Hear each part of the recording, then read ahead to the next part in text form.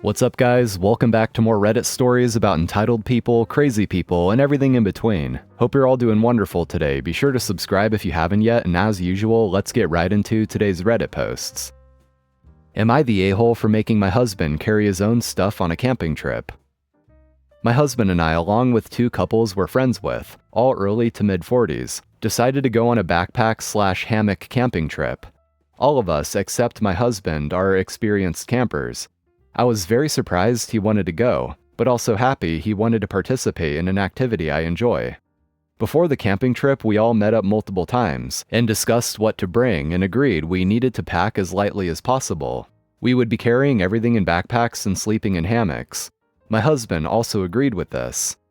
The day of the trip, my husband packed 8 outfits, 5 pairs of shoes, 4 pairs of swim trunks, and 5 pairs of pajamas, along with an inflatable queen-size mattress, matching sheet and comforter set, battery-operated air pump, portable white noise machine, laptop, tablet, portable hotspot, and charger. There was some other stuff, but I don't recall what those were. Naturally, he packed more than anyone else. When we arrived with our friends to our destination, it was a several-mile hike to where we planned to set up. My husband started trying to delegate to others who should carry what of his stuff. I told him we all agreed that we'd each carry our own gear, and that meant he's responsible for his. He argued back, saying he had more than he could handle and needed help. I reminded him that he knew how much to pack, there would be lots of hiking, and he didn't bother to use a backpack, but instead 2 full-sized roller suitcases. He told me I'm being petty and he's new to this, so give him a break. He then tried getting our friends on his side by pointing out it's his first time camping, and he didn't know what to do. I interjected and said he'd been part of all our meetings to prepare, and he'd heard everything that was said and chose to disregard it.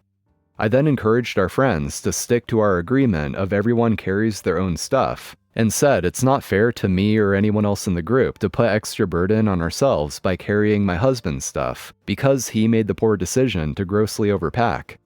After a short debate, everyone else ended up agreeing with me, and my husband had to carry his own gear and stuff. My husband ended up being far more worn out than the rest of us because of how much he had to carry.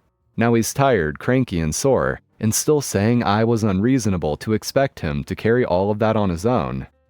Edit to add, when my husband was packing, I reminded him what he needed to bring and told him he's way overpacking to be practical. He insisted he needed everything he packed, as well as insisted on using the roller suitcases, as carrying a backpack is too embarrassing for him. Nope, you're not the a-hole at all, OP. It sounds like you gave him plenty of warnings that he was way overpacking, yet he still insisted on bringing what he wanted to bring and also in roller suitcases. I'm not sure whether or not OP warned him beforehand that he would have to carry all of it on his own no matter what, but nonetheless, I feel like that should be expected. I'm trying to understand how he possibly would think carrying a backpack on a backpacking trip would be embarrassing, yet rolling a suitcase down the trail wouldn't be.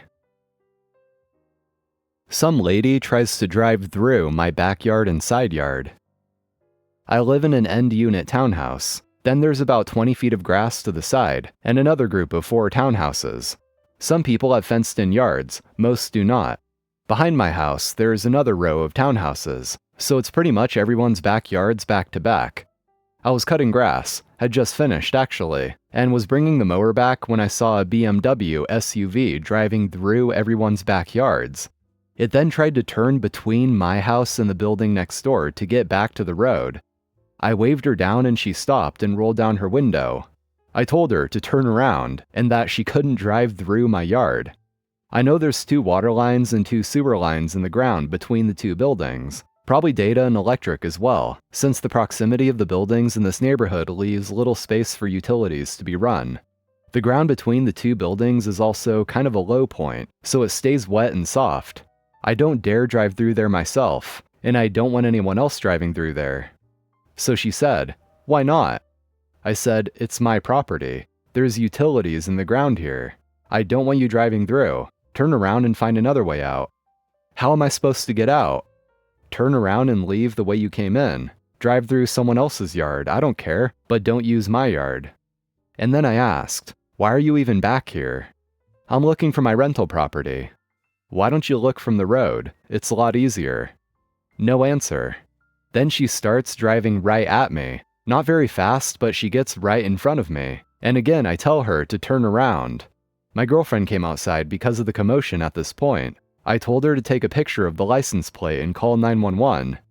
She starts screaming at me and keeps inching the car forward, telling me she has a right to be here because she owns the end unit opposite of the one I live in, which I have owned for 5 years.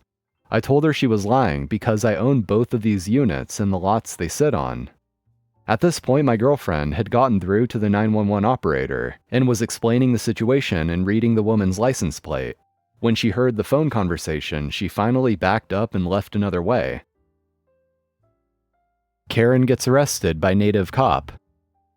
Disclaimer, I am not First Nations. I am very Caucasian. This will make sense later on. So I work at a marina on a native reserve. The kind of marina that has a pump for boats and cars, and it's full service, meaning we go out and pump gas for the customers. We're in the same plaza as a restaurant, a tobacco shop, and a cannabis store, all on First Nations land and owned by the reserve.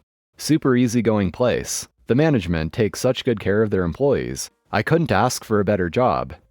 Yesterday, me and a coworker were going back and forth from lakeside pump to roadside pump. We were packed since it was Saturday of the Canadian Thanksgiving weekend, and everyone was going out on their boat or going to their cottage on the reserve one last time before winter. On busy weekends like these, we have a police officer on the plaza to make sure people don't do stupid stuff. This was during the pandemic, so the reserve was only open to residents and people who own property on the reserve. People constantly try to sneak onto the reserve or park in the private marina parking lot. That's why the police officer is here to keep the idiot tourists at bay.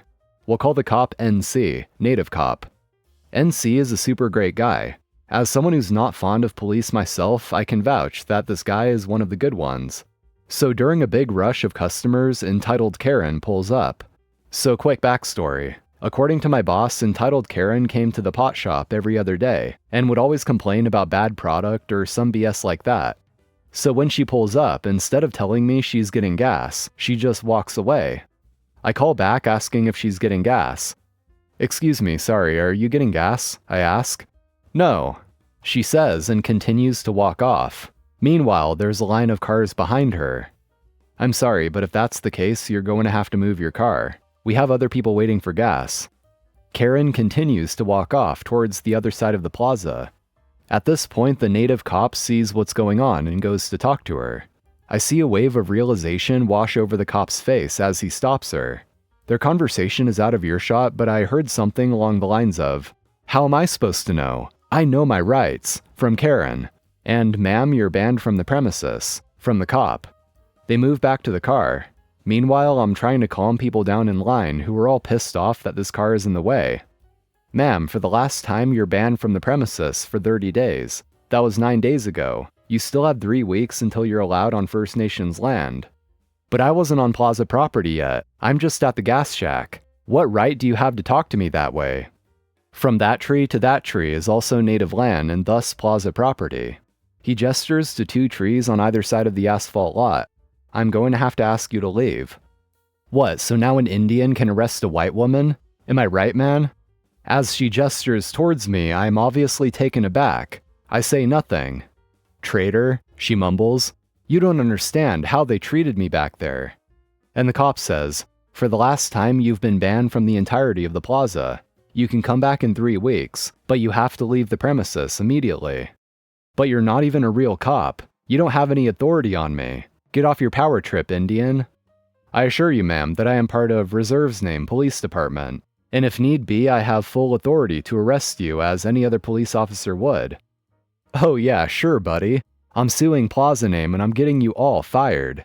And gestures to me too, who up to this point was back inside with the guy paying for his boat's gas and snacks. "That's fine, ma'am, but if you don't leave, I will have to arrest you. And if you come back within the next 3 weeks, you will also be arrested." Realizing he called her bluff, she huffs, sits back in her car and mumbles something like, "F***ing Redskins," and drives off. The next day, the day as I'm writing this, it's dead slow. I mean, I've been watching Netflix all shift, until I see my coworker walking over from the parking lot to start his shift.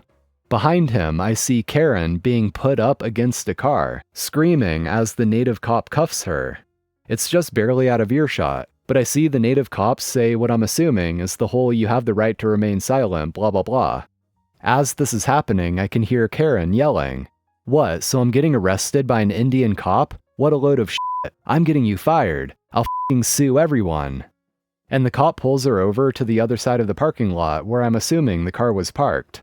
It was far enough away that I couldn't see it behind the other cars, but I could still hear Karen yelling obscenities. The cop filled me in on the details later, saying that she came back wanting to videotape the pot shop and all the health hazards, bad product, and health and safety issues there. Mind you, the process to open a cannabis store is meticulous. They won't let you open if anything is short of perfect, from what I understand. The store hasn't even been open for a year. All the equipment and everything is brand new. So the native cop gets wind of this and came back to arrest her. As he restrains her, she starts dialing 911. I repeat, she calls the cops on the cops. Her justification? He's an Indian cop, not a real cop. So the native cop has to talk to the other police department, then clear things up with them. Meanwhile, Karen is screaming in the background. They later released her and are extending the ban indefinitely. Me and my coworker are laughing our asses off, as this is going to be a fun story to tell at Thanksgiving dinner. Neighbor threw out a park bench on trash day, but took it back after I fixed it up. Our city allows for heavy trash pickup at the end of each month. 2 months ago, I was taking my dog on a walk through the neighborhood on the morning of a pickup. One street over, someone had put an old park bench on the curb with their trash cans. I snapped a pic and sent it to my friend, asking if they thought it was salvageable. They said, "Sure, we can try." I came back and grabbed it. My friend helped repair one of the legs. Screws were rusted and broke off, leaving the leg unconnected to the bench on one end. After that, I power washed the mildew off, then stained it and also painted all the metal. I then placed the bench in my front yard under some trees where I'd mulched and planted flowers. One morning about a week later, it was gone. My neighbor's doorbell caught who took it. Yeah, it was the people who had thrown it out. It was their truck they loaded it into. I went over there and, yep, it was now in their front yard. I knocked on the door and asked them what was going on. They simply said it was theirs and they didn't give me permission to take it. I said it was on the curb with the trash. They said they changed their mind and wanted it back. I called the police and they came over. I showed them the pic I took of it on the street, a couple of me fixing it up, and finally a pic once it was in my yard. I went with them over to the neighbors and the police told them to give it back. And they did, but not without complaining that I basically stole it. Police told them that if it was in the trash, then it's fair game.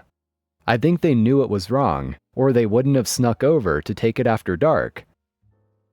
Alright guys, that's all for today. Thank you for watching. If you enjoyed, be sure to leave a like, and also hit that subscribe button so you can be notified when we upload. So have a nice day everyone, and I'll see you next time.